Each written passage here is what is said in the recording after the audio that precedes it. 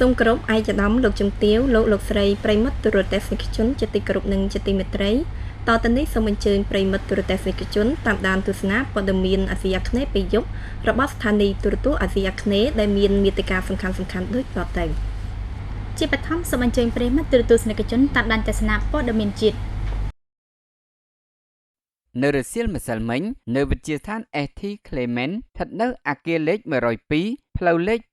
598សង្កាត់បឹងកក់2ខណ្ឌទួលគោករាជធានីភ្នំពេញបានរៀបចំពិធីចុះហត្ថលេខាលើអនុស្សារណៈយោគយល់គ្នារវាងវិទ្យាស្ថាន ST Clement និងសាកលវិទ្យាល័យ China GeoScience ដែលមានមូលដ្ឋាននៅទីក្រុងហូវ៉ានខេត្តហ៊ូបេប្រទេសចិន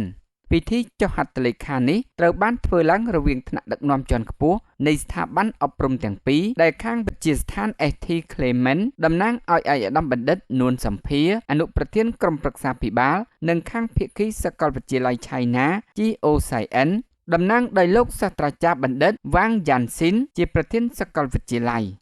ឯកឧត្តមបណ្ឌិតនួនសំភារនិងលោកសាស្ត្រាចារ្យបណ្ឌិតវ៉ាងយ៉ាន់ស៊ីនបានគូសបញ្ជាក់ថាស្ថាប័នអប់រំរបស់យើងទាំងពីរគឺវិទ្យាស្ថាន ST Clement និងសាកលវិទ្យាល័យ China GeoScience នៅទីក្រុងវូហានខេត្តហ៊ូបេប្រទេសចិនបានព្រមព្រៀងគ្នាចុះហត្ថលេខាលើអនុស្សារណៈយោគយល់គ្នានាពេលនេះគឺមានគោលបំណងសំខាន់ៗចំនួន3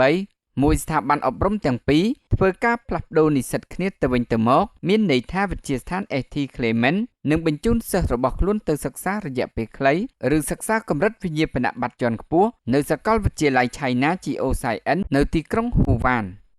ហើយសាកលវិទ្យាល័យ China GeoScience ក៏បានបញ្ជូននិស្សិតរបស់ខ្លួនមកសិក្សានៅក្នុងរយៈពេលខ្លីឬសិក្សាកម្រិតវិញ្ញាបនបត្រជាន់ខ្ពស់នៅវិទ្យាស្ថាន ST Clement នៅក្នុងប្រទេសកម្ពុជាផងដែរ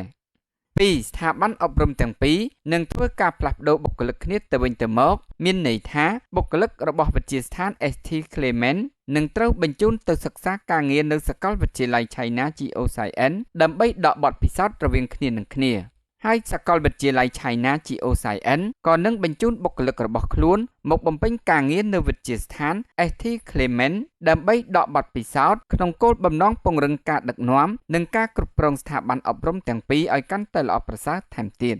3ស្ថាប័នអប់រំទាំងពីរនឹងធ្វើការផ្លាស់ប្ដូរការសិក្សាស្រាវជ្រាវផ្នែកវិទ្យាសាស្ត្រគឺស្ថាប័នទាំងពីរនឹងឲ្យនិស្សិតធ្វើការសិក្សាស្រាវជ្រាវលើប្រធានបទដែលពាក់ព័ន្ធទូទៅនឹងមុខជំនាញរបស់ខ្លួននិងពាក់ព័ន្ធជាមួយនឹងការអភិវឌ្ឍក្នុងតំបន់និងក៏ដូចជាកត្តាផ្សេងទៀតដែលភាគីទាំងពីរតម្រូវ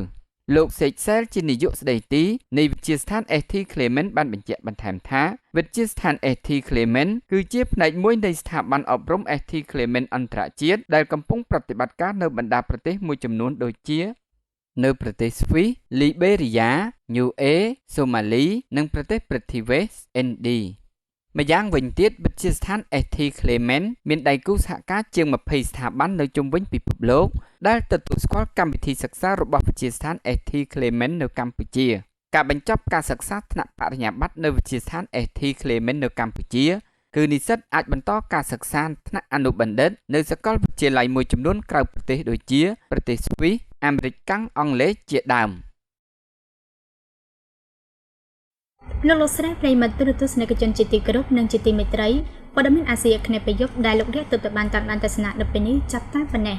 សូមអរគុណចំពោះការយកចិត្តទុកដាក់តាមដានទស្សនារបស់លោកអ្នកគណៈពេលនេះយើងខ្ញុំទាំងពីរនាក់រួមនៅក្រុមការងារសូមអរគុណសូមគោរពលា